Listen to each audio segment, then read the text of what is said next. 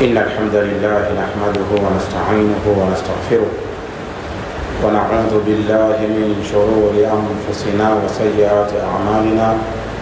من يهد الله فلا مضل له ومن يضلل فلا هادي له، وأشهد أن لا إله إلا الله وحده لا شريك له، وأشهد أن محمدا عبده ورسوله. يا أيها الناس اتقوا ربكم الذي خلقكم من نفس واحدة وخلق منها زوجها وبث منهما رجالا كثيرا ونساء، واتقوا الله الذي تساءلون به والأرحم إن الله كان عليكم رقيبا. يا أيها الذين آمنوا اتقوا الله وقولوا قولا سديدا يصلح لكم أعمالكم ويغفر لكم ذنوبكم، ومن يطع الله ورسوله فقد فاز فوزا عظيما.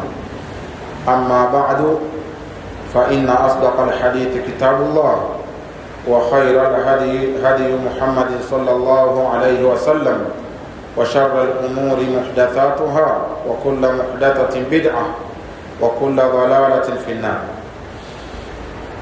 Amma baadu, baada ya kumshukuru Mwenyezi Mungu Subhanahu wa Ta'ala na kumhimidi kwa sifa zake ambazo peke yake ndiye anastahili kuhimidiwa, tumtakia rehema na amani, tumuombea swala na salamu mtume wake Allah wa mwisho, mtume wetu Muhammad sallallahu alaihi wasallam. Ndugu zangu Waislamu watukufu, katika Ramadhani hii tukufu insha Allah Taala tutazungumza kuhusiana na risala hii ya sababu 10 za kukunjuka kwa kifua. Kuna sifa ambayo tutaieleza. Sifa hii inatajwa kwamba ni sifa ya kifua kukunjuka, na jambo hili la kukunjuka kwa kifua ni takwa la kila mtu. Kila mmoja ni sifa ambayo anatamani kuwa nayo, na vile vile ni lengo la kila mtu. Kila mmoja anaikimbilia sifa hii kuipata, lakini sifa hii ya kukunjuka kwa kifua vile vile ni neema katika neema za Allah Subhanahu wa Ta'ala. Kwa kila mmoja aitamani na kila mmoja aikimbilia, lakini vinginevyo ni moja katika neema za Allah Subhanahu wa Ta'ala.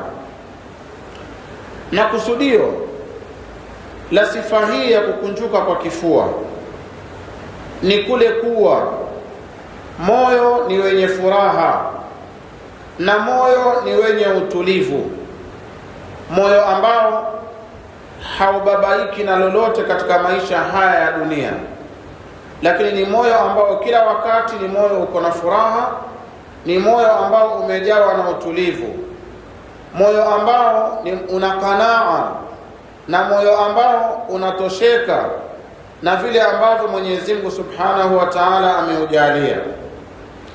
Kwa hiyo hii ndio sifa ya kukunjuka kifua, moyo kuwa na furaha na kuwa na utulivu na kuondokewa na vile ambavyo ni venye kuiharibu na kuichafua furaha yake, na kubakia moyo ule ni moyo wenye kufaulu, ni moyo wenye maisha mema na maisha mazuri.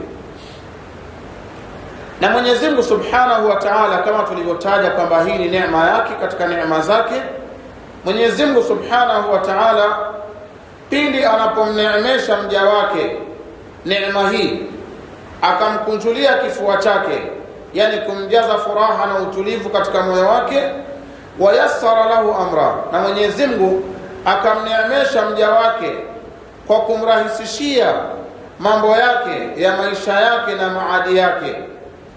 Pale Mwenyezi Mungu Subhanahu wa Ta'ala anapomneemesha mja wake neema hii, tahaqqaqat lil'abdi, pale ndio ufanikiwa kwa huyo mja maswalihi yake ya dunia na maswalihi yake ya kidini. Kila mmoja ana maswalihi yake, ana maslahi yake katika dunia hii, na vile vile anayo maslahi katika dini yake ambayo ni maslahi ya kiakhira.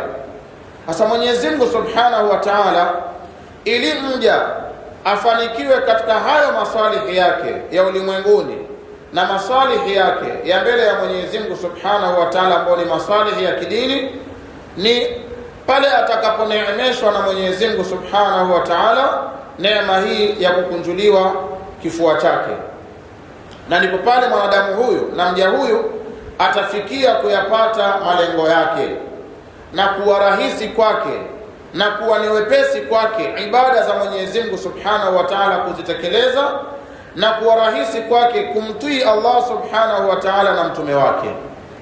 Kwa inakuwa mja huyu aliyeneemeshwa neema hii kutekeleza toa kwake ya Mwenyezi Mungu na mtume wake ni jambo la kawaida, yani ni jambo ambalo haisi uzito wowote, bali anahisi mapungufu endapo hakulitekeleza jambo lile la toa ya Allah Subhanahu wa Ta'ala na mtume wake. Mja huyu ambaye atakuwa ameneemeshwa neema hii, ndipo ambapo ataweza mja huyu min riayati maswalihihi, kuyatunza na kuyahifadhi maswalihi yake. Yani hatoki katika malengo yake, yeye anabaki katika malengo yake na kutunza maswalihi yake, na kuyahifadhi maswalihi yake. Na vile vile mja huyu uwa rahisi yeye kutangamana na watu, yani kuishi na watu si kazi, kuishi na watu kwake ni jambo la kawaida. Anaamiliana na watu muamala mwepesi sana, muamala ambao anauridhia Allah Subhanahu wa Ta'ala, muamala ambao unamuongezea yeye furaha katika moyo wake na kumpa wepesi katika maisha yake. Mja huyu vile vile ambaye amekunjuliwa kifua chake na Allah Subhanahu wa Ta'ala, itakuwa ni rahisi, ndugu zangu Waislamu, hata kuwalea watoto wake na kuangalia jamii yake itakuwa ni rahisi. Ama mja ambaye atakuwa ni kinyume cha huyo, atakuwa Mwenyezi Mungu Subhanahu wa Ta'ala amemdhiki kifua chake kimebana, basi mja huyo mara nyingi huwa maswalihi yake huwa yanakwama, maswalihi yake yanakwama, hayasongi. Kila analolianzisha halifiki mwisho, na kila analolifanya haoni matunda yake. Kwa maswalihi yake yanakuwa ni yenye kukwama na kuharibika. Fala qudrata lahu ala amal, yani hana uwezo wa kutenda kazi. Kila alifanyalo laanguka njiani, halifiki mwisho, halikamiliki, halitimii. Wala mja huyu anakuwa hana uchangamfu, naam, hana uchangamfu katika kuingia kwenye milango ya kheri. Si mchangamfu kabisa katika kuingia kwenye milango ya kheri, toa za Mwenyezi Mungu Subhanahu wa Ta'ala, ibadat, yeye anakuwa ni mzito kupenya katika milango hiyo. Naam, wala nashata lahu, katika kuingia milango ya kheri hana nashat, hana uchangamfu, bali mja huyo anabakia tu ni mwenye kuelekea katika mambo ambayo yanamtia huzuni na kumjaza majonzi, naam, katika huu ulimwengu. Naam, yeye anabakia tu ni mwenye huzuni, ni mwenye majonzi, naam, kinachomtia majonzi na huzuni hakijulikani. Ukondeana tu, anakosa furaha, naam, kinachomkosesha furaha hakijulikani. Mja huyu ambaye Mwenyezi Mungu Subhanahu wa Ta'ala amemnyima neema hii ya kumkunjulia kifua chake, anaishi katika hali ya dhiki, katika hali ya tabu, hana raha. Naam, anakuwa ni mtu wa kukasirika na hasira ambazo hazijulikani sababu yake ni nini. Anakuwa na huzuni isiyo na kikomo.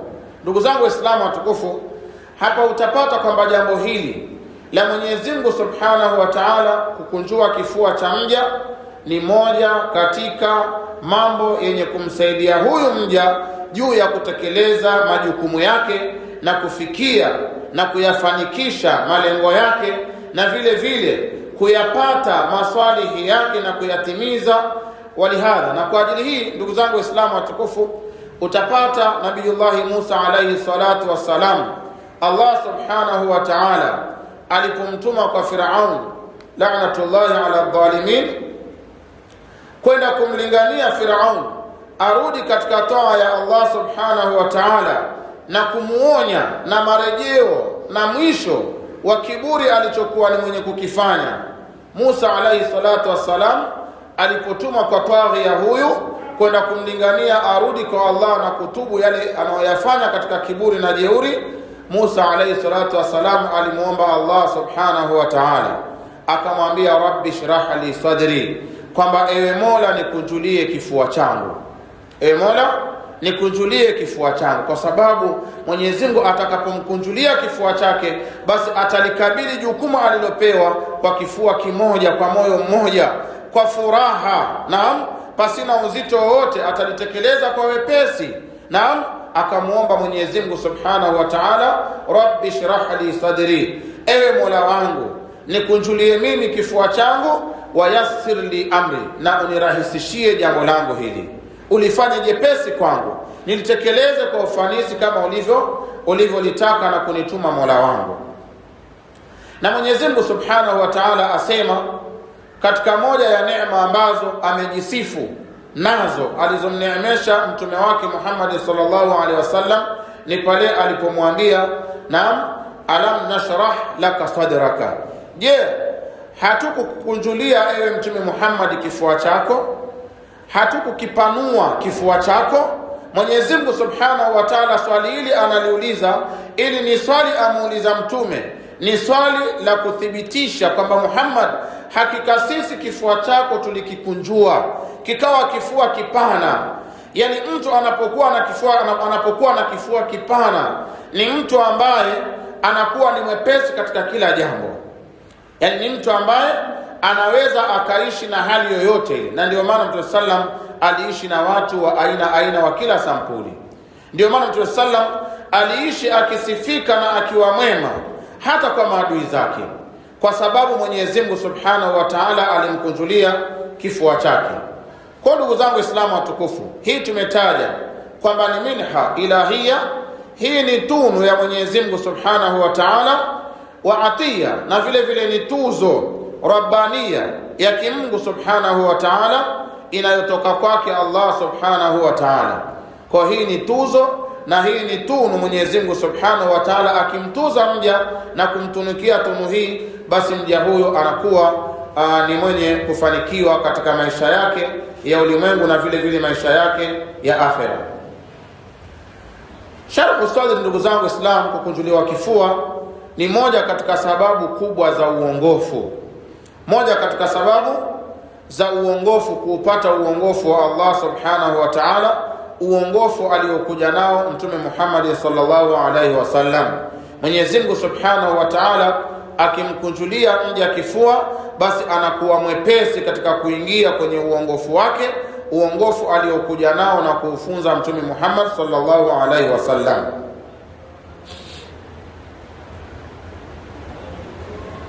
Vile vile kinyume chake, mja anapobaniwa kifua chake kiwa kimebanwa na kimedhikishwa kifua chake, hii ni katika sababu za mja kupotea, ni katika sababu za mja kuishilia katika dhalali, katika kupotea kwenye upotevu.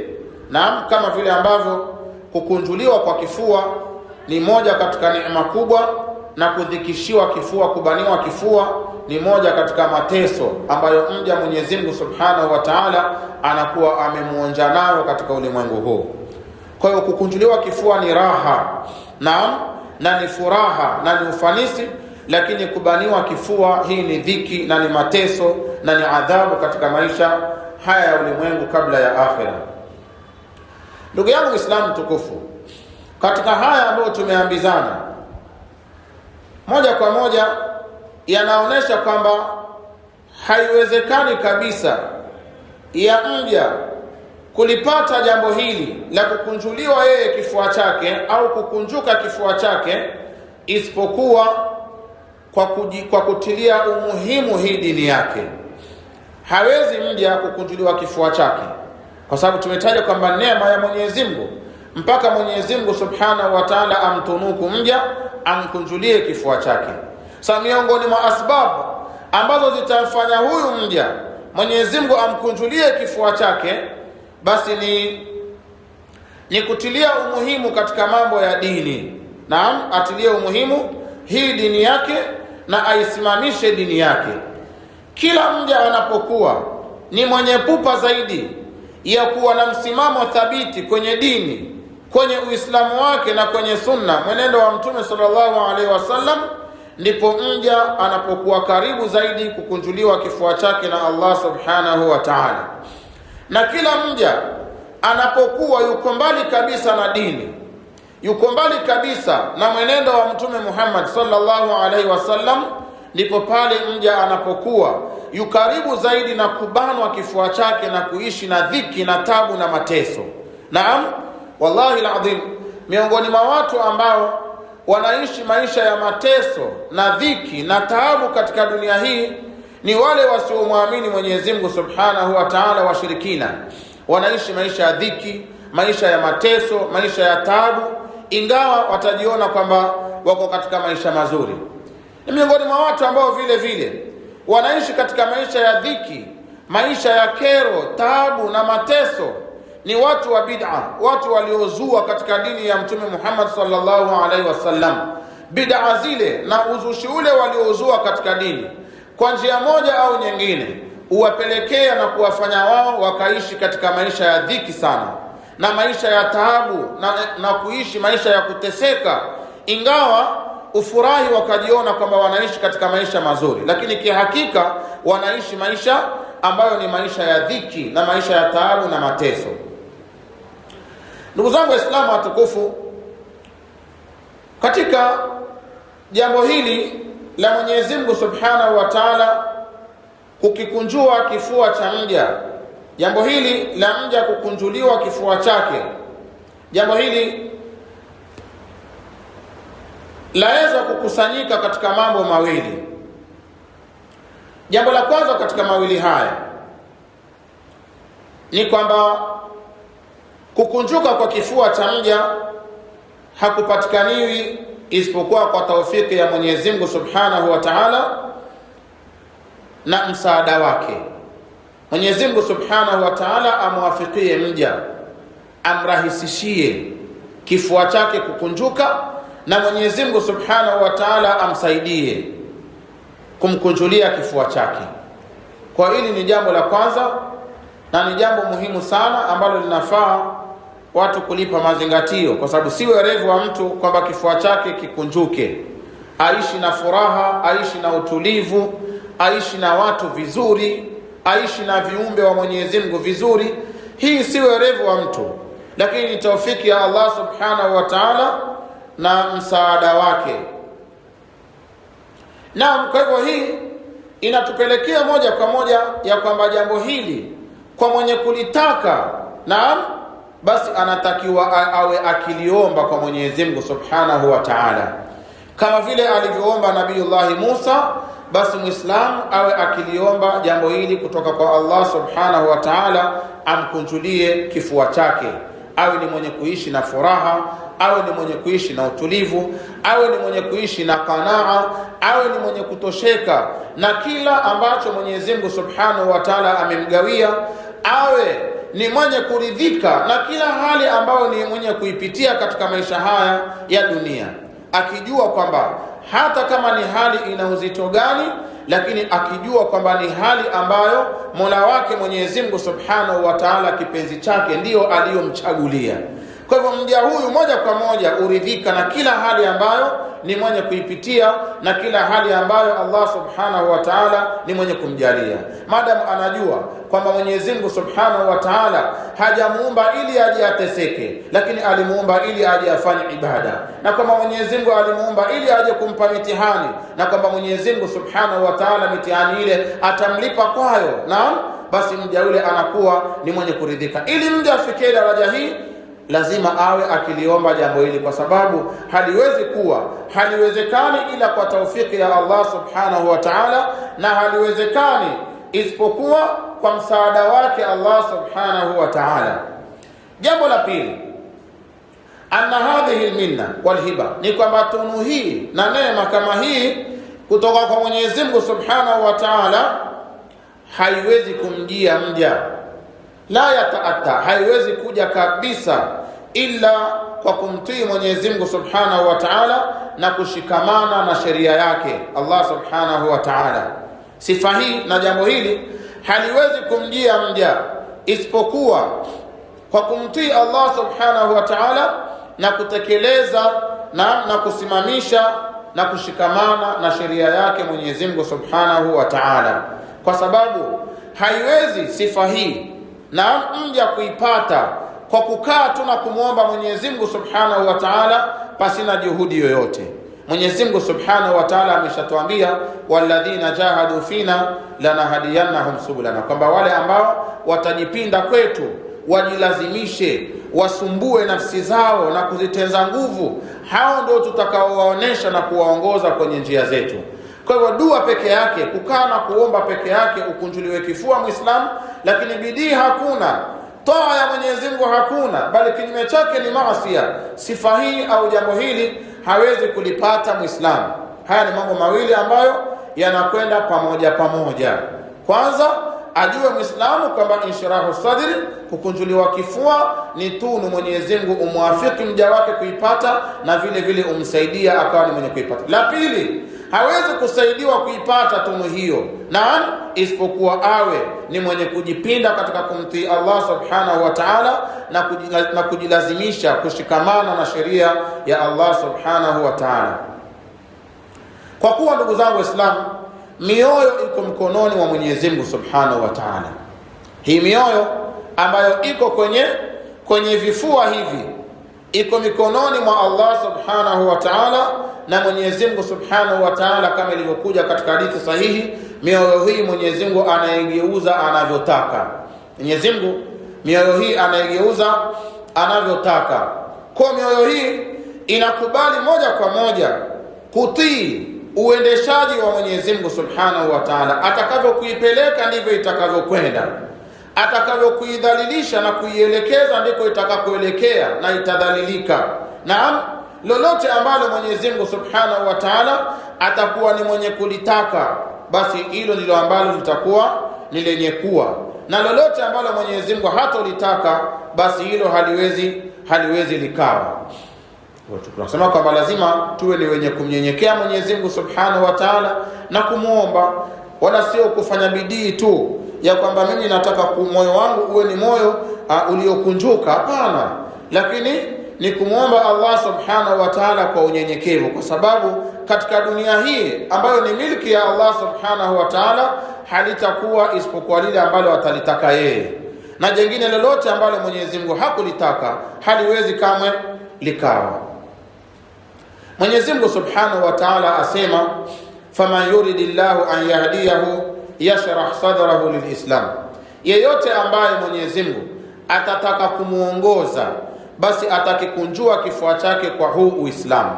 Yani ataupokea Uislamu yani kwa furaha, ataupokea Uislamu kama ulivyo kwa wepesi, na kuufuata na kuutekeleza.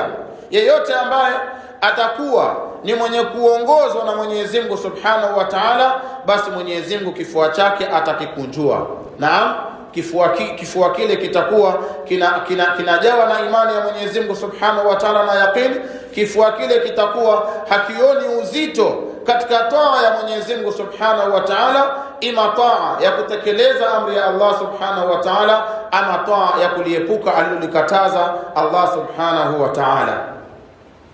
Akasema Mwenyezi Mungu subhanahu wa ta'ala, wa man yurid an yudillahu, na yeyote ambaye Mwenyezi Mungu subhanahu wa ta'ala ametaka kumpotosha na kumpoteza, yaj'al sadrahu dayiqan haraja, Mwenyezi Mungu ujalia kifua chake na moyo wake kubana. Naam, ujalia kifua chake kikawa ni chenye kubana, tena kikawa ni chenye kubana zaidi. Naam, kaannama yas'adu fi sama, kana kwamba anang'ang'ana kupanda kwenda mbinguni. Naam, anapata uzito kabisa. Yani akitajua neno Uislamu, yeye anapata uzito kabisa, na ni Muislamu, lakini katika taa fulani na taa fulani. Kama leo katika Ramadhani hii sisi twafunga, lakini kuna wengine ni Waislamu na hawafungi, wanapata uzito kabisa kufanya ibada hii ya kufunga. Naam, na vinginevyo ibada ya kuswali utamuona mtu anajitahidi, ikija ibada ya kufunga anahisi uzito. Naam, na kuna wengine ambao ibada ya kuswali anahisi uzito. Wallahi anahisi uzito kabisa, na ni wengi kabisa katika miji ya Kiislamu, miji ya Waislamu, utapata watu wengi, Waislamu wengi na hawaswali kabisa, lakini ikija ibada ya kufunga wako mstari wa mbele, wako mstari wa mbele. Naam, wako mstari wa mbele, wanafunga, ingawa kufunga si kufunga tu. Farubba saimin hadduhu min sawmihi al-ju' wal-'atash, kwa sababu kufunga si kufunga tu. Huenda mtu akafunga na fungu lake katika funga yake ikawa ni njaa tu na kiu. Kwa hivyo wao wanakimbilia tu kufunga, na wanaona labda kufunga ni kufunga tu. Hapana, kufunga si kufunga tu. Naam, lakini kufunga ni kufunga kama alivyofunga Mtume Muhammad sallallahu alaihi wasallam, akasema kwamba man sama ramadhana imanan wa ihtisaban. Naam, akafunga akiwa na iman kwamba hii ni moja katika maamrisho ya Allah subhanahu wa ta'ala yaliyo makubwa. Naam, wa ihtisaban, na pia akafunga akitarajia mimi kwamba katika funga yangu hii nitakwenda kuyapata malipo kwa Mwenyezi Mungu subhanahu wa ta'ala. Huyu ndiye ambaye anapokelewa katika funga yake, na miongoni mwa mapokezi yake ni kusamehewa madhambi kama alivyosema ghufira lahu ma taqaddama min dhanbihi. Kwa kufunga si kufunga tu, na yule ambaye ataifunga funga hii imanan wa ihtisaban, mtu huyu ukimwangalia vizuri utapata kwamba uko nyuma kwanza ameswali imanan wa ihtisaban, kwa sababu ikiwa anafunga kwa imani hii iliyomwezesha kufunga, kwa nini haikumwezesha akaswali mwaka mzima? Kwa nini imani hii ikose kumfanya yeye aswali mwaka mzima? Naam, na ikiwa basi yeye anatarajia kuyapata malipo kwa funga yake hii, kitu gani kilichomfanya asitarajie malipo kwa kuidumisha swala mwaka mzima uliotangulia?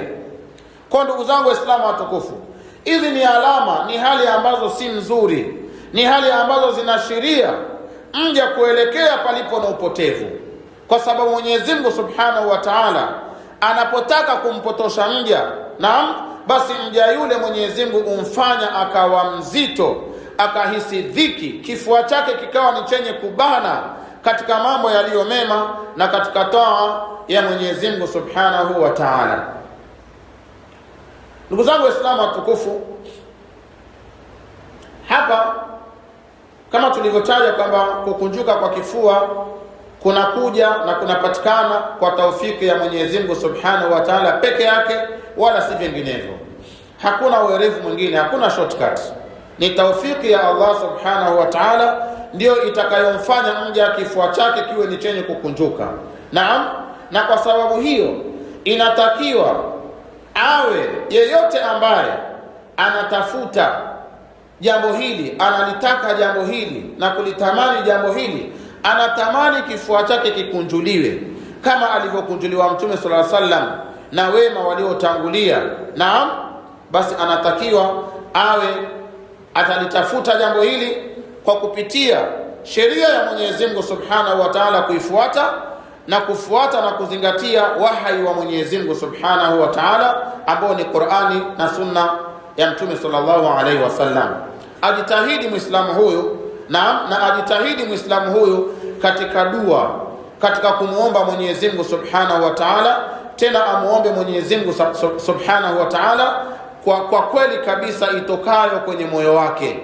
Amuombe Mwenyezi Mungu kiukweli kabisa, na ukweli utokao kwenye moyo wake. Wa man sadaqa Allah sadaqahu, na yeyote ambaye kwenye moyo wake atakuwa kunao ukweli na Mwenyezi Mungu Subhanahu wa Ta'ala, basi Mwenyezi Mungu Subhanahu wa Ta'ala umfikisha kwenye lile ambalo amelikusudia. Kwa Muislamu ajitahidi kumwomba Allah Subhanahu wa Ta'ala kwa ukweli kabisa kutoka moyoni mwake, ndipo Mwenyezi Mungu Subhanahu wa Ta'ala atamkunjulia kifua chake na kumrahisishia mambo yake, na Mwenyezi Mungu Subhanahu wa Ta'ala kumwandika miongoni mwa kundi ya waja wake wale waliofanikiwa, waliopata mafanikio ya dunia na vile vile mafanikio ya akhira. Ndugu zangu Waislamu watukufu, asema Al-Allama Ibn Qayyim al-Jawziyya katika kitabu chake Zadul Ma'ad, asema kwamba hali ya mja katika kaburi ni kama vile hali ya moyo katika kifua. Yani yeye kataja mfano huu ya kwamba hali ya moyo katika kifua cha mwanadamu ni kama vile hali ya mja anapokuwa ndani ya kaburi. Asema huu ndio mfano naiman wa adhaban, katika kuneemeka na katika kuadhibika. Vile vile ambavyo anayezikwa katika kaburi yategemea imma ataneemeka na imma atakuwa ni mwenye kuadhibiwa. Basi ndio vile vile moyo ulio kwenye kifua cha mja hapa duniani, imma utakuwa ni moyo wenye kuneemeka au utakuwa ni moyo ambao ni wenye kuadhibika. Naam, tumetaja hapo nyuma kwamba mja akiwa na moyo huu ambao Mwenyezi Mungu ameudhiki, ameubana, anakosa raha, apoteza furaha. Naam, anakuwa mtu wa majonzi na huzuni kila wakati, anakuwa ni mtu wa kughaflika na kujisahau, anakuwa ni mtu wa chuki na mifundo katika nafsi, anakuwa ni mtu wa mahasira mengi. Naam, ambazo zote hizi ni miongoni mwa adhabu, ni miongoni mwa mateso ya moyo huu katika maisha haya ya dunia. Kwa ametutajia huu mfano ambao ni mfano wenye mazingatio, kwamba hali ya moyo ambao ni moyo uliokunjuka, moyo uliokunjuliwa na Allah subhanahu wa ta'ala kwa taufiki yake, mfano wake ni mja mwema aliyezikwa kwenye kaburi lake. Mja yule atakuwa ni mwenye kuneemeka kama ilivyokuja katika hadithi sahihi zilizo nyingi. Na moyo ule ambao Mwenyezi Mungu subhanahu wa ta'ala hakuupa taufiki ya kukunjuka, ni moyo ambao Mwenyezi Mungu ameubana. Usikubali haki, usiupokee Uislamu, usiwe na yaqini, usiwe na kumpekesha Allah subhanahu wa ta'ala, usiwe ni wenye kumtii Allah na mtume wake sallallahu alaihi wasallam. Moyo ule mfano wake kwenye kifua cha mtu wake kwenye dunia hii unakuwa ni kama yule mtu ambaye amekufa akiwa ni mtu mwovu, akiwa ni mtu mbaya asiyemtii na kumwabudu Allah subhanahu wa ta'ala. Namna anavyoadhibika katika kaburi lake, ndivyo moyo ule utakuwa unaadhibika na kuteseka ndani ya kifua cha mtu yule. Na jambo hili la kukunjuka kwa mioyo wametaja wanawavyuoni rahmatullahi ta'ala alayhi kwamba ni jambo ambalo liko na alama zake, ni jambo ambalo liko na alama zake, liko na dalili zake, ambazo dalili zake wanataja kwamba dalili ambazo zipo wazi kabisa. Naam, na dalili hizi wametaja mambo matatu. Jambo la kwanza wametaja kwamba an yukbila al-abdu, kwamba ni mja kuelekea ala daril khuluj wal baqa, kwenye mji ule wa kudumu na mji wenye kubakia. Yani anakusudia kwamba ni mji wa akhira, yani mja kila wakati yeye anapapia kufanya mambo ya akhira, mambo ambayo yana manufaa ya kesho akhira, anapupa na hilo. Hii ni alama ya kwanza ya kukunjuka au kukunjuliwa kwa kifua. Mtu ambaye kifua chake Mwenyezi Mungu Subhanahu wa Ta'ala amekikunjua, miongoni mwa alama zake anakuwa daiman mukbilan, anakuwa siku zote, wakati wowote yeye ni mwenye kuelekea tu ala daril khulud wal baqa, kwenye mji wa milele, mji wenye kubakia ambao ni akhira. Kwa kila wakati yeye anakuwa na pupa awe ni mwenye kufanya jambo ambalo lina manufaa na faida kesho akhira. Alama ya pili, an yatajafa an dari zawali wal fana, ni kujiondoa au kujiweka mbali na mji wenye kuondoka, mji wenye kumalizika. Yani kujiweka mbali na dunia, si kwamba anaitoka dunia, anaishi duniani, lakini kama alivyosema Mtume sallallahu alaihi wasallam kwamba ad-dunya mazra'atul akhirah, kwa yeye katika dunia anachukua kile ambacho kitamsaidia na kuijenga akhira yake tu. Naam, lakini hang'ang'ani dunia, hapapatikii vilivyo vya duniani, lakini katika dunia yeye apigania apate kile ambacho kitamwezesha yeye kuijenga akhira yake. Naam, anakinai na kile ambacho Mwenyezi Mungu Subhanahu wa Ta'ala amempa. Na alama ya tatu, an yasta'idda lilmaut, ni mja kuwa anajiandaa na kifo. Anajiandaa na kifo na yale yatakayofuatia kifo, yanayokuja baada ya nini? Baada ya mauti. Anajua kwamba mauti yakifika, basi hapo ndio anaiacha dunia na kuielekea akhera. Kwa hivyo anajiandaa yeye na hilo la mauti. Anajiandaa na hilo la mauti. Kwa kila wakati anakuwa ni mwenye kuyafanya yaliyo mema, yaliyo mazuri, na kila wakati anakuwa ni mwenye kuleta toba na kuleta istighfar. Kila wakati anajipunguzia mizigo, anasaidia katika sehemu ambazo zahitajika kusaidia, anapunguza mizigo yake katika mali yake kwenye hesabu mbele ya Mwenyezi Mungu Subhanahu wa Ta'ala, anapunguza mizigo. Kwa sababu anajua wakati wowote ule ataondoka.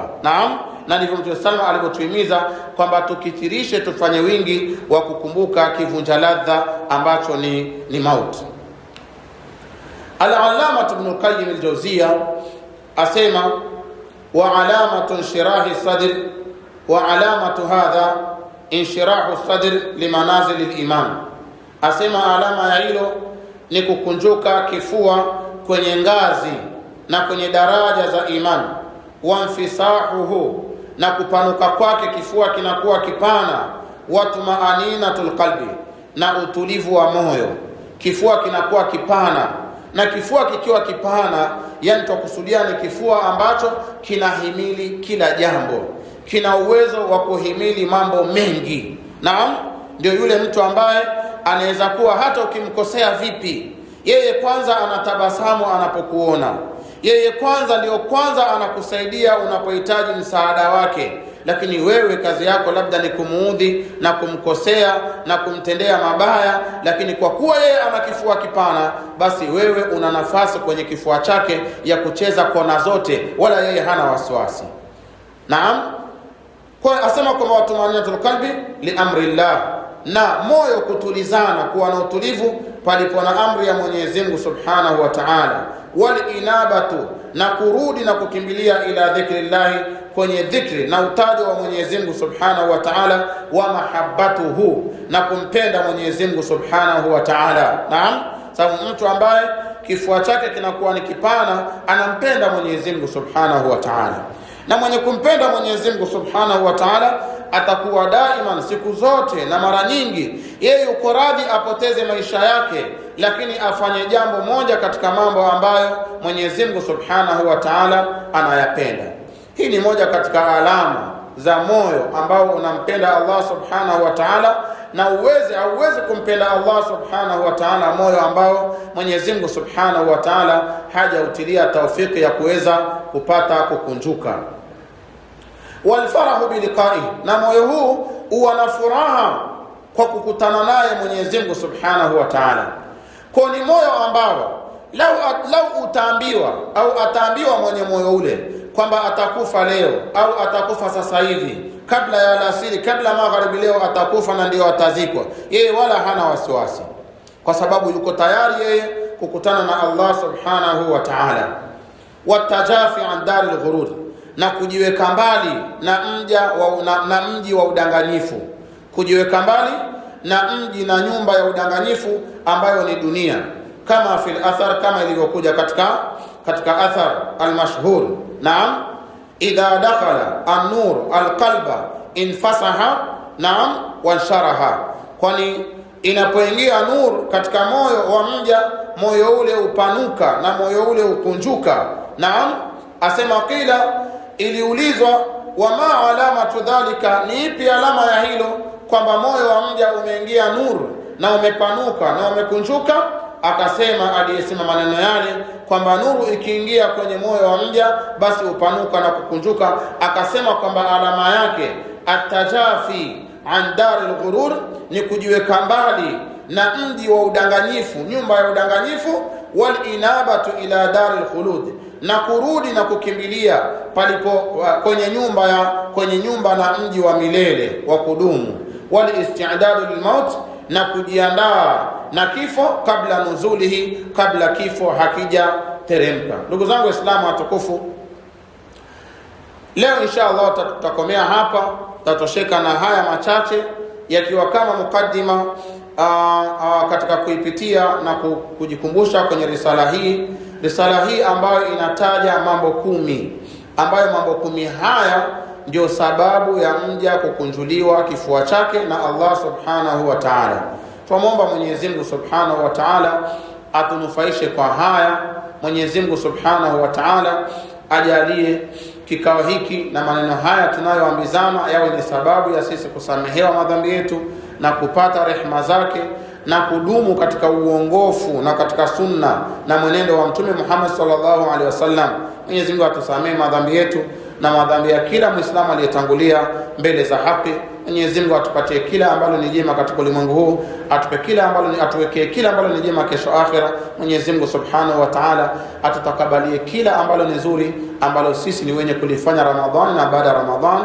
Wa sallallahu ala nabiyyina Muhammadin wa ala alihi wa sahbihi ajma'in. Subhanakallahumma bihamdik ashhadu an la ilaha illa anta astaghfiruka wa atubu ilaik.